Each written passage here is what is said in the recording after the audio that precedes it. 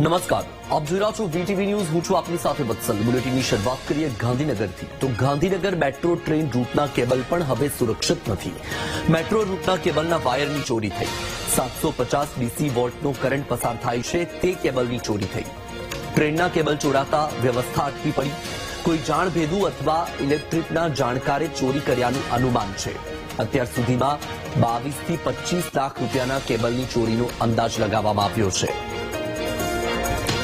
તો આ એક્સક્લુઝિવ સમાચાર વીટીવી ન્યૂઝ આપના સુધી પહોંચાડી રહ્યું છે. ગાંધીનગર મેટ્રો ટ્રેન રૂટના કેબલ પણ હવે સુરક્ષિત નથી. જી હા, કારણ કે કેબલની ચોરી થઈ છે. મેટ્રો રૂટના કેબલના વાયરની ચોરી થઈ.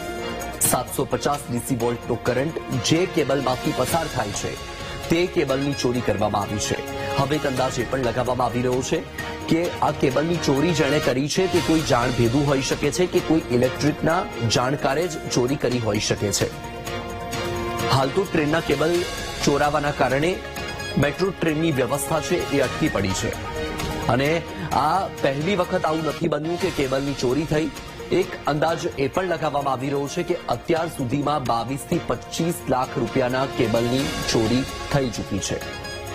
તો જે આ મેટ્રો રૂટના કેબલના વાયરની ચોરી થઈ છે તેના કારણે જે વ્યવસ્થા અટકી પડી છે તેના કારણે જે મુસાફરો છે તેમને પણ અગવડતા વેઠવાનો વારો આવ્યો છે. કારણ કે જે દરરોજ અપડાઉન કરતા લોકો પણ હોય છે કે જે મેટ્રોનો સહારો લેતા હોય છે.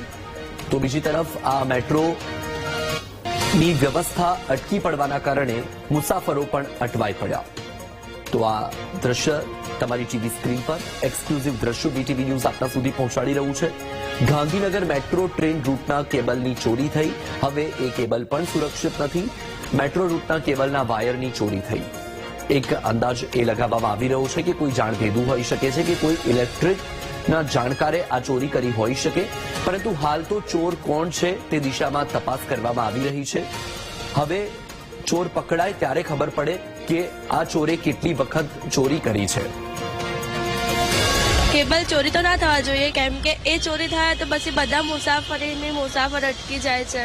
ટ્રેનમાં જ્યાં જે લોકોને ટાઈમ ટુ ટાઈમ પહોંચવું હોય એ બધી રીતે લેટ થાય છે, કેમ કે રૂટ ઉપર નીચેના રૂટ જે છે ત્યાં બધી સિગ્નલ્સ છે. તો સિગ્નલ્સના લીધે બધાને લેટ થાય પહોંચવામાં. તો બધા મેટ્રો ટ્રેનનો મુસાફર કરીને પોતપોતાની જગ્યાએ ટાઈમ ટુ ટાઈમ પહોંચતા હોય છે. મેટ્રોમાં જે આવી રીતે ચોરીઓ થતી હોય, આ કોબા બાજુ થઈ ચોરી આજે ત્યાં છાપામાં આવ્યું છે. એટલે કાલે ન્યૂઝપેપર પેલા એમાંય હતું, ટીવીમાં હતું. તો એમાંય પણ જે તે લોકોને જે તે તકલીફ એ પડે કે આખી મેટ્રો બંધ કરવી પડે, એ લાઇનની મેટ્રો. સારું ના કહેવાય કે આપણું એક તો આપણી જ સુવિધા માટે બધી વસ્તુ કરે ને આ રીતે ચોરી તો ના જ કરાય. ખોટી વસ્તુ છે. કહેવાય કેમ કે આવી ચોરી તો પહેલી વખત મેં જોઈ. કેમ કે આવી ચોરી કોઈ કે કરી હોય એ એમને ના કરવું જોઈએ 100%. એના કારણે કોઈને બી હાનક થઈ શકે છે, કોઈ માણસ અંદર ફસાઈ શકે છે, કોઈ માણસને કોઈ બી તકલીફ થઈ શકે છે. એ વસ્તુ એમને ના કરવી જોઈએ. તંત્રના માટે હું એક જ વસ્તુ કહું છું, હાથ જોડીને કે એવું તમે ના કરો કે બીજી કોઈ પબ્લિક હેરાન થાય અને એનું આવી ચોરી કરીને આ વસ્તુ જે તમે કરી રહ્યા છો, પ્લીઝ મહેરબાની કરીને આ બધું ના કરો.